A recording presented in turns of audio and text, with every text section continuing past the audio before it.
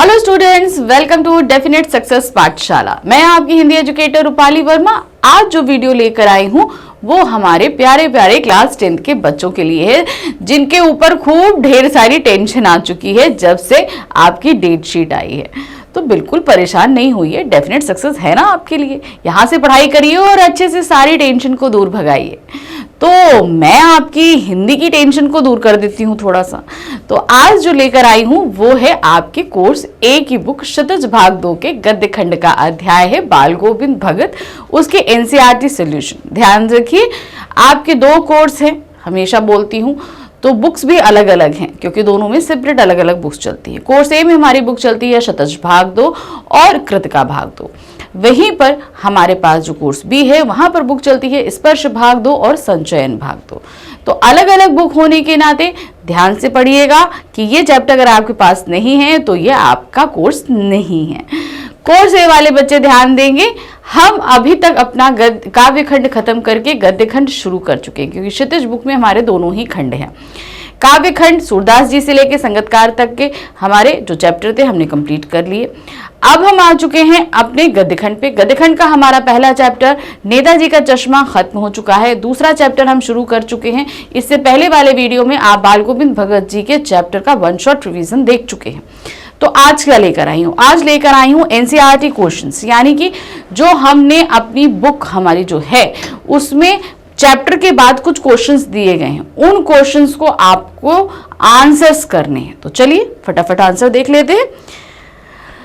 सबसे पहला क्वेश्चन है, पाठ्य पुस्तक से हमारे आधारित प्रश्न उत्तर है। खेती बाड़ी से जुड़े गृहस्थ बाल गोविंद भगत अपनी किन चारित्रिक विशेषताओं के कारण साधु कहलाते हैं? ऐसी कौन सी? एक तो भाई उनका नियम धर्म, ये सारी चीजें, किसी से झूठ नहीं बोलना, किसी से अपशब्द नहीं कहना, किसी की कोई चीज बगैर पूछे हाथ नहीं लगाना, ये सारी चीजें जो हैं वो उनको साधु की कैटेगरी में लाकर खड़ा कर देती हैं। और दूसरा उनका जो पहनावा है वो भी उनके साधु जैसा ही है। खेती बाड़ी से जुड़े गृहस्थ बाल गोविंद भगत साधु जैसा जीवन व्यतीत करते हैं। उनका जीवन सरल था, वे बहुत कम कपड़े पहनते थे, वे अपना जीवन साहब की सेवा में समर्पित कर चुके थे। साहब अर्थात कबीर। कबीर भाई उस समय तो कबीर थे नहीं, तो उनकी सेवा का तात्पर्य यहाँ पर है कि उनसे संबंधित जो लोग हैं उनकी सेवा में उन्होंने अपने जीवन को समर्पित कर दिया है। इसीलिए वे अपने आप को भगवान का बंदा बताते थे। वे अपनी उपार्जित वस्तु को सबसे पहले कबीर साहब के मठ पर ले जाते थे। उपार्जित मतलब जो उन्होंने खेत में उगाया है उसको क्या करते थे, ले जाकर वहां मठ में दे दिया करते थे। वहां से प्रसाद रूप में वापस मिलता था, वहां से जो कुछ भी उन्हें प्रसाद रूप में वापस मिला, जैसे हमने आपको पहले बताया कि मान लीजिए एक बैलगाड़ी पूरा लाद के वो करीबन 10 बोरे लेकर गए। 10 बोरे में 1 बोरा अगर उन्होंने ले लिया कबीरपंथी मठ वालों ने, तो वो ले लेते थे और बाकी 9 बोरे ये वापस लेकर आ जाया करते थे। तो इस तरीके से होता था, उसी से अपना गुजारा करते थे। इसके साथ ही वे अपने जीवन को भी भगवान की देन मानते थे, यानी कि उन्हें भाई सही से बात है, हम लोग को भगवान ने ही जीवन दिया है।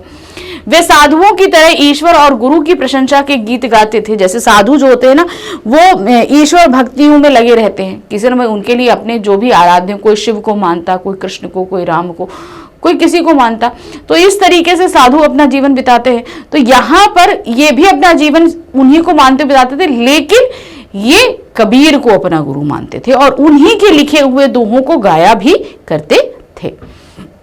वे दूसरों की चीजों को व्यवहार में लाना तो दूर छूते तक नहीं थे, यानी कि अगर किसी की दूसरे की चीज पड़ती है तो इस्तेमाल कर लेना ये उन्हें बिल्कुल पसंद नहीं था।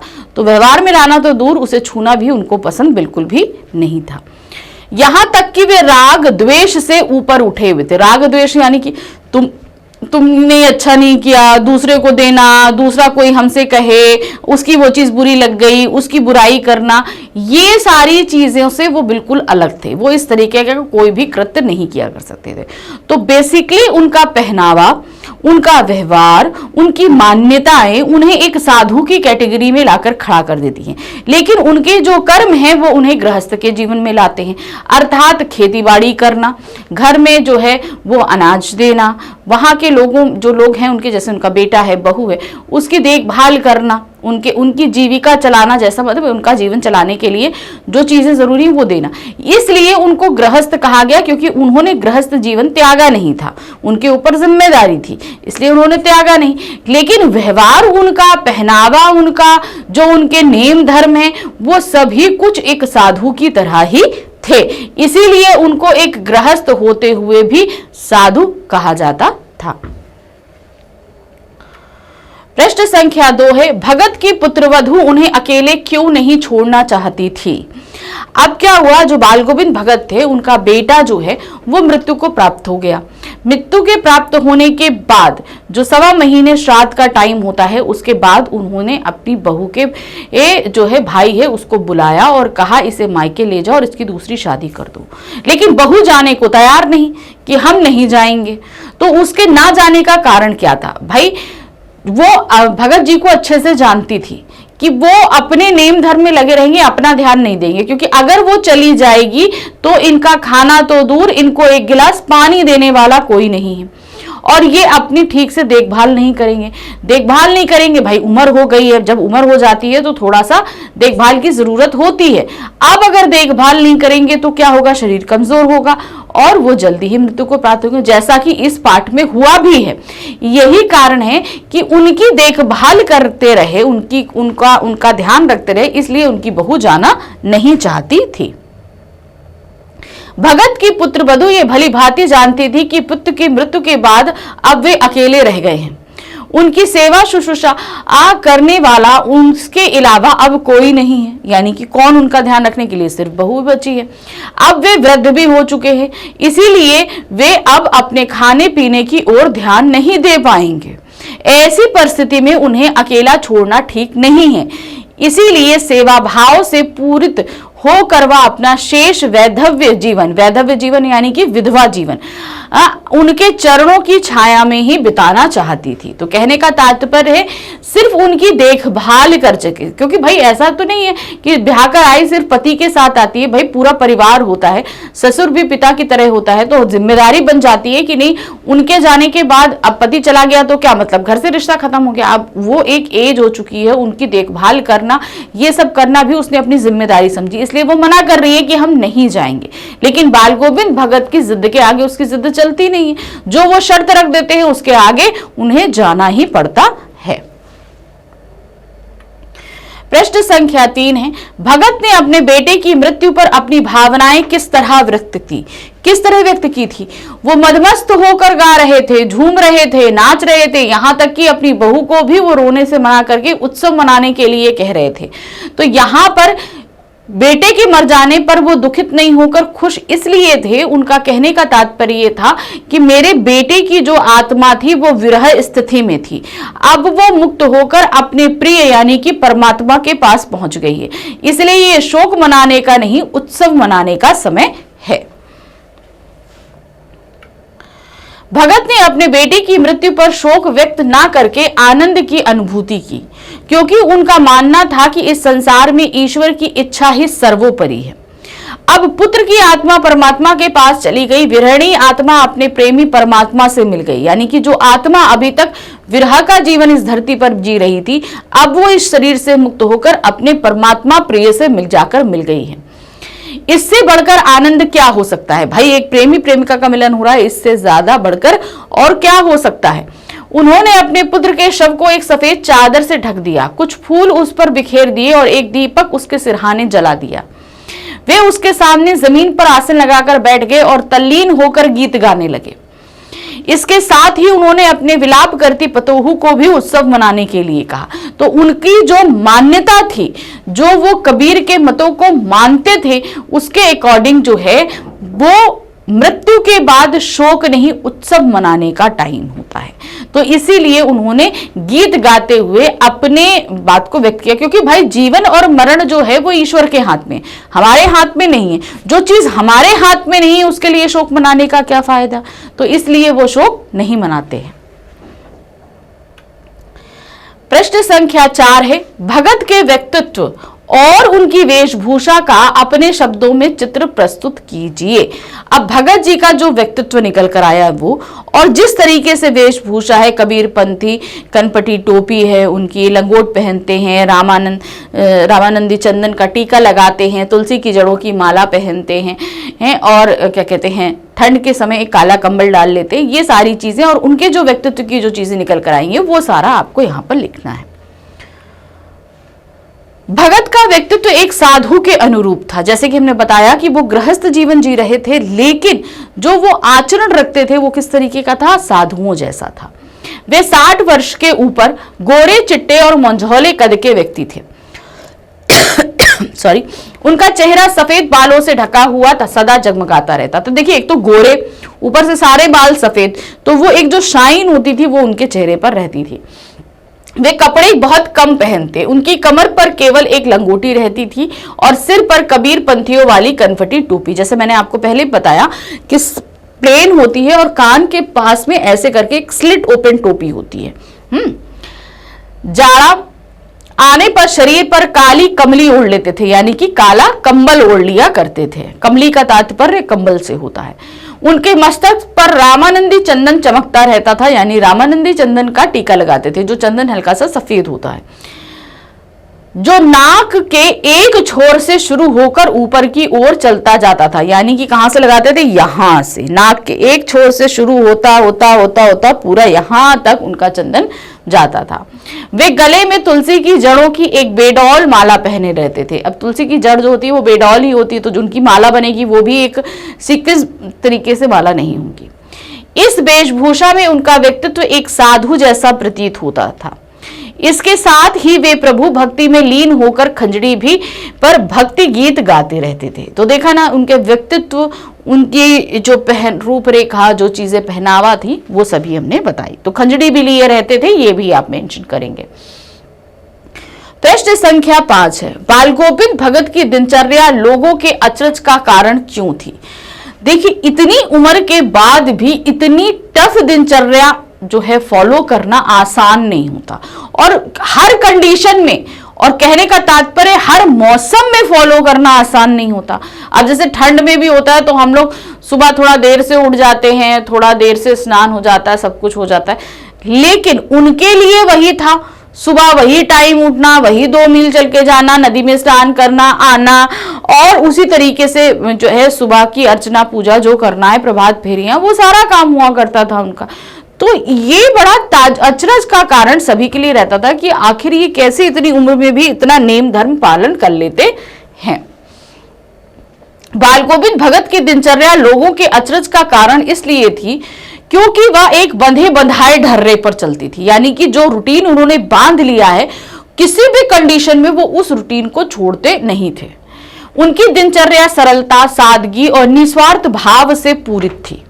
वे प्रातः काल उठकर 2 मील दूर स्थित नदी में स्नान करने जाते थे। वापस आने पर वे गांव के बाहर स्थिर पोखर के ऊंचे भिड़े पर अपनी खजरी लेकर बैठ जाते थे। पोखर मतलब होता है तालाब। तालाब के पास कोई ना कोई एक ऊंचा स्थान होगा, उसी पर वो अपनी खंजरी लेकर बैठ के गाने लगते थे और प्रभु भक्ति के गीत टेरा करते थे। गीत टेरा करना मतलब गीत गाया करते थे। उनकी दिनचर्या माघ की सर्दी में भी नहीं बदलती थी, यानी माघ जो भयंकर ठंड का टाइम होता है, उस समय हो कि चलो भैया घर में रह के स्नान कर लो, नहीं, फिर भी सुबह उठ के वही आपको 2 मील जाना है और उसी नदी में जाके स्नान करना है।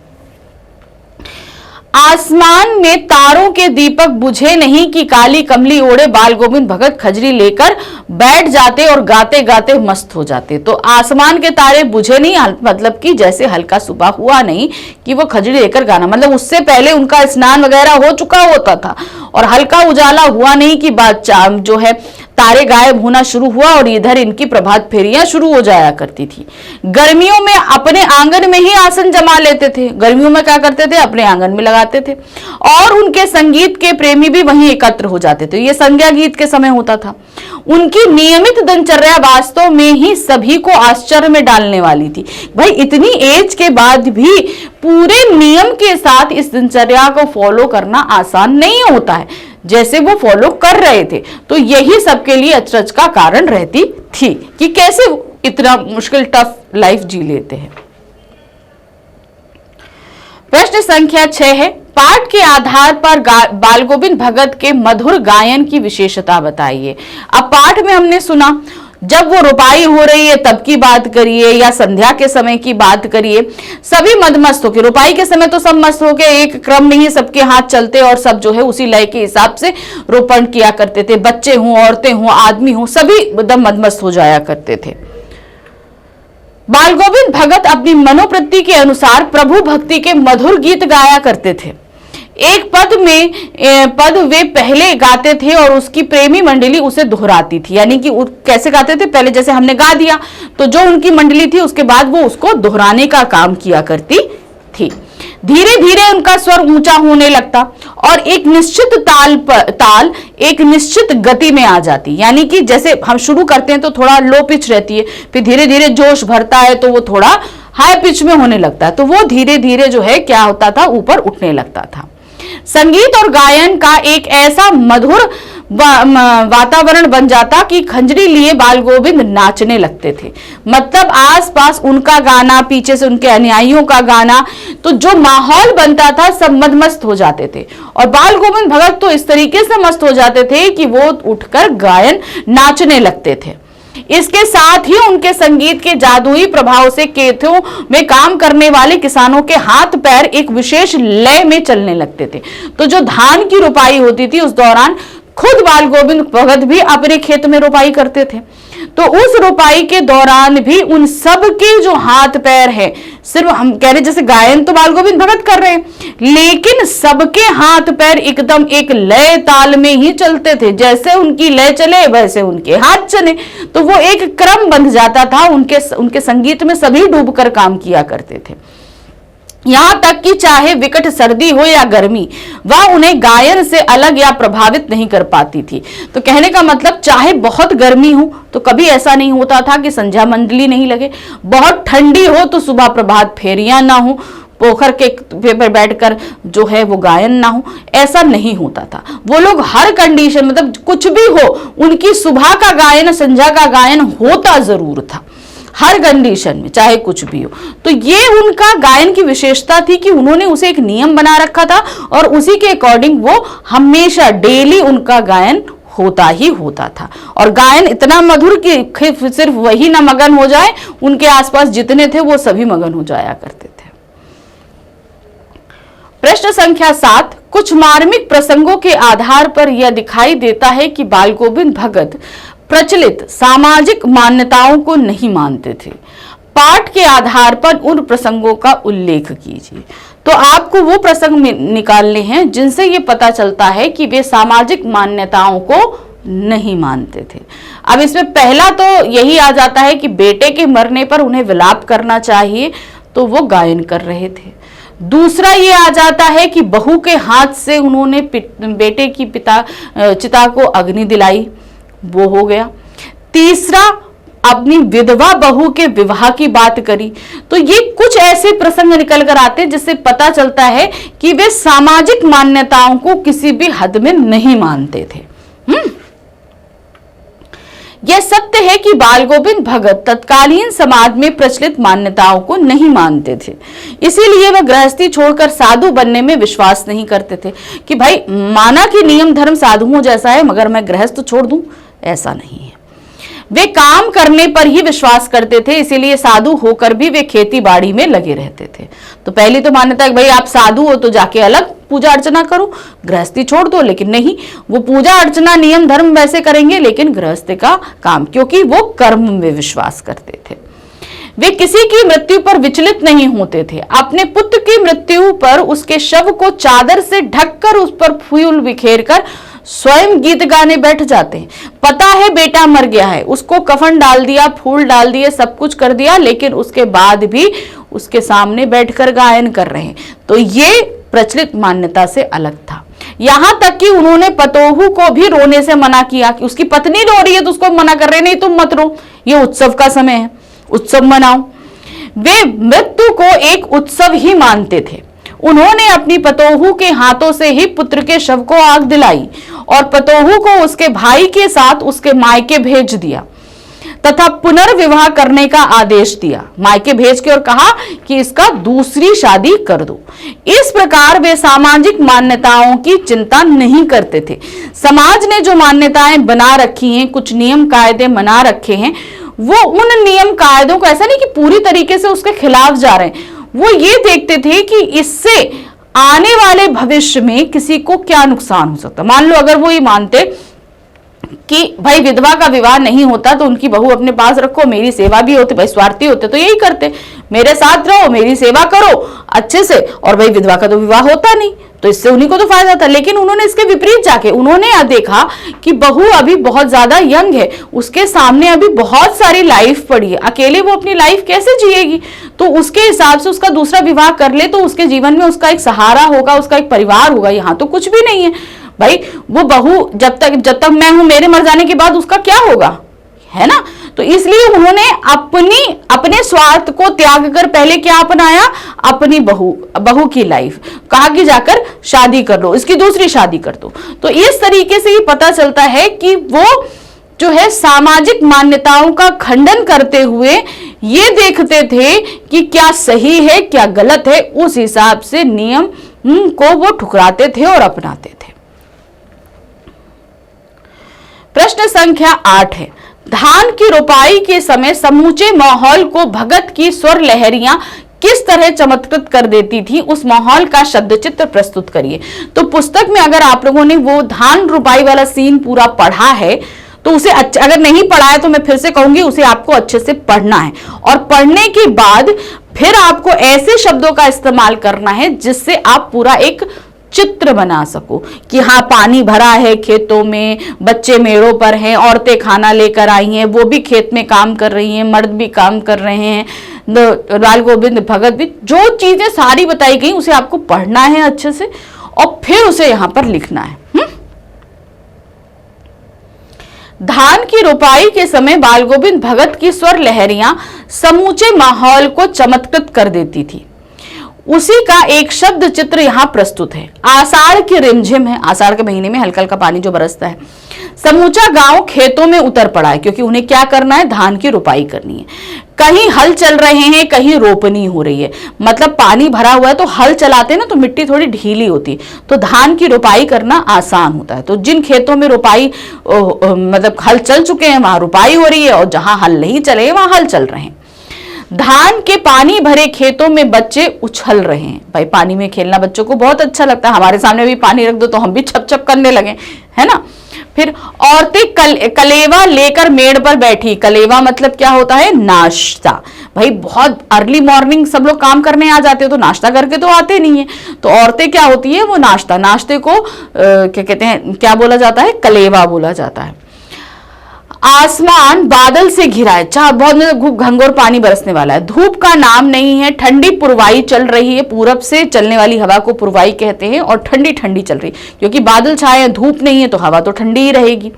ऐसे ही समय आपके कानों में एक स्वर तरंग झंकार सी कर उठती है। यह क्या है, यह कौन है, यह पूछना पड़ेगा। अर्थात ये सारा माहौल एक तो ऐसे मनमोहन लेने वाला एक तो वेदर बना हुआ है, ऊपर से एक इतना सुंदर सुरीला संगीत कान में पड़ता है कि सभी जो है वो जानने के लिए मजबूर हो जाते हैं आखिर ये क्या है और कौन गा रहा है। बाल गोविंद भगत समूचा शरीर कीचड़ में लिथड़े अपने खेत में रोपनी कर रहे हैं। उनकी उंगली एक एक धान के पौधे को पंक्तिबद्ध खेत में बिठा रही है। क्या आपने अब कभी धान को देखा हो ना तो हमेशा एक लाइन से लगता है। उनका कंठ एक एक शब्द को संगीत के जीने पर चढ़कर कुछ को ऊपर स्वर्ग की ओर ले जा रहा है। मतलब कहने का तात्पर्य है वो इतनी हाई पिच में इतना बढ़िया गा रहे हैं जैसे लग रहा है हम सभी स्वर्ग की ओर प्रस्थान कर रहे हैं, और कुछ को इस पृथ्वी की मिट्टी पर खड़े लोगों के कानों की ओर हैं, और कुछ स्वर ऊपर जा रहा है मतलब स्वर्ग की ओर, और नीचे जो लोगों के कानों में पड़ रहा है अर्थात वो लो पिच पे गा रहे हैं। मेड़ पर खड़ी औरतों के होठ कांप उठते हैं, अर्थात वे भी मजबूर हो जाते हैं बाल गोविंद के स्वर में स्वर मिलाने को। वे गुनगुनाने लगती हैं, हलवाओं के पैर ताल से उठने लगते हैं, ताल मजबूर हो जाते हैं कि उसी ताल पे सबके पैर उठे। रोपनी करने वालों की उंगलियां एक अजीब क्रम में चलने लगती हैं। बाल गोविंद भगत का यह संगीत है या जादू? वो जिस तरीके से गा रहे हैं जैसे लग रहा है कोई संगीत नहीं, पूरे वातावरण में कोई जादू बिखेर रहा है, इस तरीके से प्रतीत हो रहा है। प्रश्न संख्या 9 है, पाठ के आधार पर बताइए कि बाल गोविंद भगत की कबीर पर श्रद्धा किन किन रूपों में प्रकट हुई है। अब कौन कौन से वो ऐसे कृत्य करते हैं जिससे पता चलता है कि कबीर उनके आराध्य रहे हैं, ये सारी चीजें। बाल गोविंद भगत के मन में कबीर के प्रति अपार श्रद्धा थी। उन्होंने अपनी श्रद्धा निम्न रूपों में प्रकट की है। उन्होंने अपने आप को कबीर के प्रति समर्पित कर दिया, यानी कि कबीर की जो मान्यताएं हैं, अब कबीर की मान्यताएं कैसे पता चलेंगी? उनके द्वारा लिखी गई जो रचनाएं हैं उन्हीं को पढ़ के उनका जो मान्यता है वो पता चलेगी। तो बाल गोविंद भगत जी जो हैं उनकी सारी मान्यताओं, यानी कि उनके जितने दोहे हैं, चौपाइयां हैं, पदों हैं, उनको पढ़ के जो है वो उन्हीं के प्रति जो है रहे होके रह गए। वे कबीर को ही साहब मानते, यानी कि ईश्वर मानते। वे कबीर के आदर्शों पर ही अपना जीवन चलाते थे, इसीलिए वह गृहस्थ होते हुए भी संसार के आकर्षणों से दूर रहते थे। यानी कि तात्पर्य क्या है कि वो अपने आप को कबीर के प्रति समर्पित मानते थे, लेकिन तब भी एक गृहस्थ जीवन तो बिता रहे थे, लेकिन नियम धर्म सब कुछ कर्म उनके साधुओं जैसे ही थे। इसके साथ ही वे व्यवहार में खरे थे, यानी कि एकदम पक्का कि कुछ गलत नहीं, कुछ गलत करना नहीं, गलत सुनना नहीं, गलत कहना नहीं। बाल गोविंद भगत हमेशा कबीर के भजन गाते थे, उनके लिखे दोहों और पदों को ही गाया करते थे और कबीर पंथियों जैसी कनपटी टोपी लगाते थे। तो जैसे कबीर लगाते थे ना, मैंने बोला ना मूवी कभी कहीं पिक्चर में देखिए, तो जैसी वो टोपी लगाते थे, उनकी मान्यता रखने वाले कबीर पंथी लोग सभी उसी तरह की टोपी लगाते थे। तो बाल गोविंद भगत भी उसी तरह की टोपी पहना करते थे। उनके खेत में जो कुछ भी पैदा होता था उसे वे एक कबीर पंथी मठ को समर्पित कर देते थे और प्रसाद रूप में उन्हें जो मिलता उससे वे अपना जीवन यापन करते थे। इतनी मेहनत करके खेत में जो कुछ भी उपज जाते उसे सब कुछ खेती फसल तैयार होने के बाद जाके कबीर पंथी मठ में दे आते और वहां से वो लोग प्रसाद स्वरूप जो कुछ भी देते वो वापस लेकर आते और उसी से अपना जीवन चलाते थे। तो इससे क्या पता चलता है कि वो वाकई में कबीर के लिए पूर्ण रूप से समर्पित थे, उनकी मान्यताओं को वो उसी तरीके से मानते थे। बाल गोविंद भगत ने कबीर के आदेशानुसार अपनी आत्मा की आवाज का व्यवहार किया। उन्होंने वही किया जो उन्हें उचित और हितकारी लिखा। तो कबीर का कहना था, उनके आपने अगर कुछ पद और पढ़े हो तो जो तुम्हारी आत्मा सर्वप्रथम कहती है उसका पालन करो, क्योंकि सर्वप्रथम कही गई आत्मा की आवाज कभी गलत नहीं होती। और उन्होंने हमेशा वही किया। उन्होंने समाज क्या कहता है, समाज की क्या परंपराएं हैं, क्या मान्यताएं हैं, उसको नहीं मानते थे। अपने दिल की आवाज को वो पहले महत्व देते थे और उसी के हिसाब से ही वो कार्य किया करते थे। प्रश्न संख्या 10 है, आपकी दृष्टि में भगत की कबीर पर अगाध श्रद्धा के क्या कारण रहे होंगे? अब भगत जी ने जो है वो कबीर पे बहुत ज्यादा श्रद्धा रखते थे, लेकिन इसका क्या कारण है कि वो इतनी श्रद्धा रखते थे? भाई आप साधु हो तो किसी आराध्य को मान सकते हो, लेकिन कबीर तो भाई एक मनुष्य रहे, एक बहुत बड़े कवि रहे, तो उनको मानने का क्या कारण रहा होगा, यहां पर आपको वो बताने हैं। मेरी दृष्टि में बाल गोविंद भगत कबीर की तरह सीधे, सच्चे और गृहस्थ इंसान थे। वे कबीर की भक्ति पद्धति में विशेष रूप से प्रभावित रहे होंगे, यानी कि अब कबीर से वो मिले नहीं, लेकिन अगर हम कबीर को जानना चाहें तो हम क्या करेंगे? उनकी द्वारा लिखी हुई रचनाओं को पढ़ेंगे। उनकी रचनाएं आपने अगर जितनी भी पढ़ी हों तो आपने उसमें देखा होगा कि वो किसी एक धर्म या जाति या संप्रदाय को नहीं मानते हैं।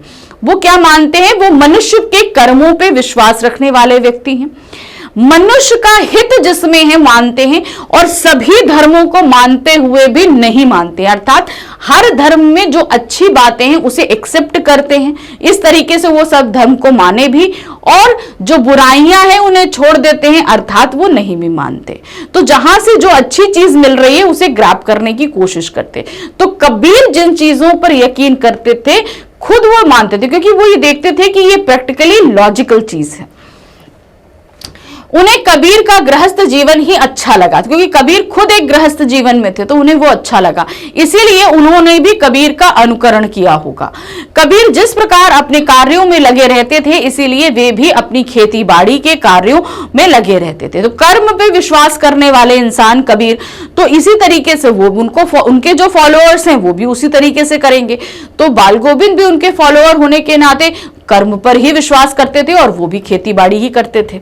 उन्हें कबीर की आवाज में सच्चाई नजर आई होगी और वे बाह्य आडंबरों से दूर रहे होंगे। यानी बाह्य आडंबर यानी बाहर के जो दिखावे हैं, जैसे हम लोग पूजा पाठ करते, तो पूजा पाठ क्या, आपको घंटी बजाना है, इतनी देर पाठ करना है, इतनी देर अगरबत्ती जलानी है, ये करना है, वो बाह्य आडंबर है।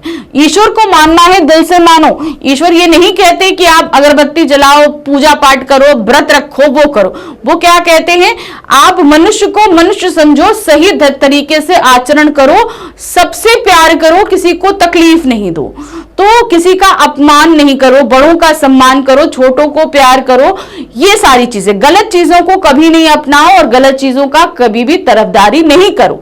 ईश्वर का ये मानना थी। ईश्वर ये नहीं कहते कि अगरबत्ती लेकर घंटों करो, तो ये सारी चीजें मान्यताएं उनकी थी कबीर जी की। कबीर जी ने ये सारी चीजें कही हैं। आप उनके दोहों को पढ़ोगे तो उसमें साफ ये चीज लिखती है कि उन्होंने हमेशा इन बाह्य आडंबरों का खंडन किया है और सच्चे दिल को अपनाने की बात कही है।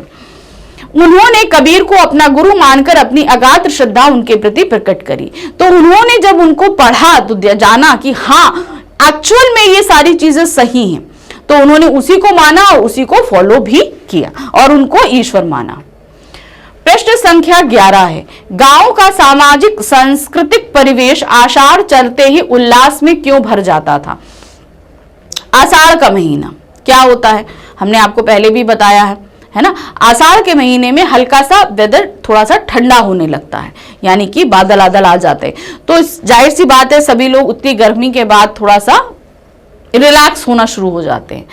गांव का सामाजिक सांस्कृतिक परिवेश आषाढ़ मास में अपना विशेष महत्व रखता है, क्योंकि आषाढ़ मास में वर्षा ही प्रारंभ होती है। जैसे मैंने बोला कि धीरे धीरे ठंडा मौसम होता है, बादल आसमान में आ जाते हैं, ठंडक बारिश होने से जो ग्रीष्म के समय, जो गर्मी के समय, जेठ मास के समय जो गर्मी होती है, वो गर्मी अपना प्रताप थोड़ा कम करने लगती है, क्योंकि आसमान में बादल छा जाते हैं और धीरे धीरे बारिश शुरू हो जाती है। खेती बाड़ी ही ग्रामीणों की मुख्य आजीविका होने से सारे ग्रामीण खेतों में हल चलाने व निराई गुड़ाई आदि करने में लग जाते हैं। तो अब क्या हो जाता है, बारिश हुई, बारिश होते ही खेत जो ग्रीष्म में बहुत सख्त हो चुके होते हैं, आषाढ़ आते ही पानी पड़ते हल्का नरम हो जाते हैं, तो उनमें हल चलाना आसान हो जाता है। फिर निराई गुड़ाई, निराई का मतलब क्या होता है, जो फालतू के पौधे उग चुके होते हैं उनको निकाल के फेंक देना निराई कहलाती है। गुड़ाई का तात्पर्य होता है हल चलाकर मिट्टी को ढीला कर देना, क्योंकि उन्हें दूसरी फसल के लिए खेत को तैयार करना होता है। उन दिनों बच्चे भी खेतों की गीली मिट्टी में लथपथ होकर आनंद क्रीड़ा करते हैं। अब आपने अगर खेतों में देखा होगा, गांव वगैरह में बच्चे मिट्टी में खेलना, पानी में छपर कूद करना बहुत अच्छा लगता है उनको। औरतें कलेवा लेकर खेतों की मेड़ पर बैठ जाती। अब सुबह सवेरे तड़के जो है, मतलब जैसे ही सूरज की पहली किरण फूटती है, उसी के साथ ही जो ग्रामीण मर्द होते हैं वो खेतों में आकर कार्य करने लगते हैं। वो नाश्ता वगैरह नहीं करते, नाश्ता को बोलते हैं कलेवा। अब क्या होता है, उसके बाद जो खाना नाश्ता बना औरतें बनाकर उन्हें खेत पे ले आती थी उनके लिए, तो लेकर आ गई, पहुंच गई। गांव के लोग फसलों की आशा में उल्लास से भर जाते, क्योंकि ये मौसम होता है इनके कार्य करने का, और अगर इस सही समय पर इन्होंने कार्य शुरू किया तो इनकी फसल बहुत अच्छी होगी। इस उल्लास से आषाढ़ का मौसम जो है बहुत ही ज्यादा, जो गर्मी में इन लोगों का ठंडा बड़ा टाइम होता है, वो थोड़ा सा इनका उल्लास का यानी कि उत्सव का एक समय हो जाता है। संगीत की स्वर लहरियां गूंजने लगती हैं, गांव का सारा सामाजिक सांस्कृतिक वातावरण उल्लास से भर जाता है। अब जैसा कि गांव में बताया गया है कि उस दौरान जो है लोग अपने काम में मदमस्त होते हैं, तो जो काम हमें प्रिय है, जब हम काम करते हैं तो स्वतः ही हमारे मुंह से गायन आता है। तो और वहां पे तो भाई बाल गोविंद भगत गायन कर रहे हैं, तो सभी लोग जो है उसमें डूब जाया करते थे। प्रश्न संख्या 12 है, ऊपर की तस्वीर से यह नहीं माना जाए कि बाल गोविंद भगत साधु थे। क्या साधु की पहचान पहनावे के आधार पर की जानी चाहिए? आप किन आधारों पर यह सुनिश्चित करेंगे कि अमुक व्यक्ति साधु है? देखिए, साधु, हमारे जो दिमाग है उसमें साधुओं की अपनी एक रूपरेखा बनी हुई है। वो सिर्फ धोती पहनते हैं, गमछा केसरिया रंग का डालते हैं, टीका लगाते हैं, गायन करते रहते हैं, ये सारी चीजें हैं। और यही वेशभूषा हमारे बाल गोविंद भगत की थी। तो अगर हम उनको सामने से देखें तो हम उन्हें एक साधु ही मानेंगे, लेकिन अगर हम कर्म रूप से देखें तो वो अभी भी क्या है, गृहस्थ हैं। वो खेती बाड़ी करते हैं, वो वहां फसल वगैरह करते हैं, घर गृहस्थी चलाते हैं, घर के लोगों के जीवन यापन का ध्यान रखते हैं, ये सारी। तो ये एक जिम्मेदारी जो होती है गृहस्थ व्यक्ति की होती है, साधु की नहीं। क्योंकि साधु मांग कर अपने पेट को भर लेगा, उसे उससे मतलब नहीं है ना। तो वही चीज यहां पर बताई गई है कि उनकी वेशभूषा और उनके आचरण को देखकर उन्हें साधु कहा जा सकता है, लेकिन उनके कर्म को देखकर उन्हें एक गृहस्थ ही बोला जाएगा। हमारे देश में साधुओं की पहचान प्रायः उनकी वेशभूषा से की जाती है। भगवा वस्त्र धारण करना, दाढ़ी जटाएं बढ़ाना, कमंडल खप्पर रखना, तिलक छापा लगाना इत्यादि रूप में उनकी आमतौर पर पहचान होती है। जैसे मैंने बोला कि साधु की एक पहचान हम लोग के आंखों के सामने बनी हुई है। अगर हमने साधु बोला तो भगवा रंग पहने एक व्यक्ति, धोती बांधे, गमछा डाले हुए, एक भगवा फटवा डाले हुए, तिलक लगाए हुए, जटा जूट बांधे, खप्पर लिए, कमंडल लिए जो है वो एक व्यक्ति हमारे सामने उजागर हो जाता है। परंतु हमारे विचार में साधु की पहचान उसके आचरण से करनी चाहिए। जो व्यक्ति परोपकारी, माया मोह से मुक्त, स्पष्टवादी, अब देखिए परोपकारी यानी दूसरे का अच्छा कार्य करने वाला, किसी भी तरह का लालच ना रखने वाला, स्पष्ट वक्ता यानी कि जो मन में है वो कह देने वाला, सत्यवादी हमेशा सत्य बोलने वाला, निर्लोभी किसी चीज का लालच ना करने वाला, सभी व्यसनों से मुक्त यानी किसी भी तरह की बुरी आदत को ना रखने वाला, जो आत्मा एवं परमात्मा के रहस्य को जानता हो, अर्थात मृत्यु पर जो शोक ना करता हो, क्योंकि मरना जो है वो आत्मा को मुक्त करके उसके प्रिय तक पहुंचाने की ये दिव्य दृष्टि है। और आस्तिक हो अर्थात ईश्वर में विश्वास करता हो, ऐसे व्यक्ति को ही हम साधु मानेंगे। बेसिकली क्या है, साधु वो व्यक्ति हुआ जो व्यवहार से साधु है।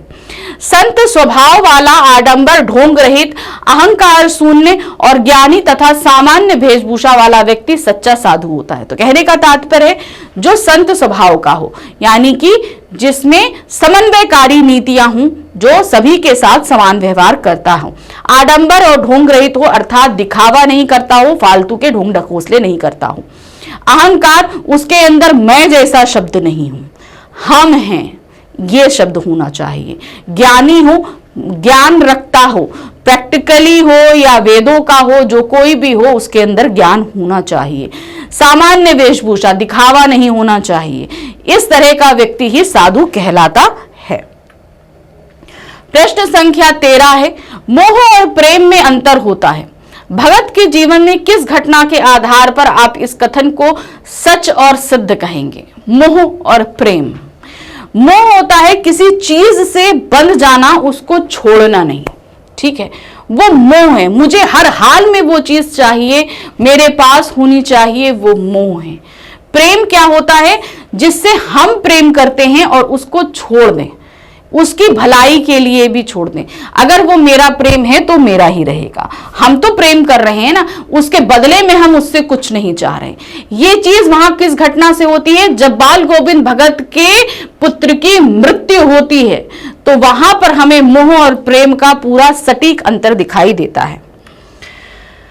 मोह में अंधता होती है, वह भला बुरा ना देखकर केवल स्वार्थ पर ही आधारित होता है। ये मेरा है, मेरा ही रहेगा, इसको बोलते हैं मोह।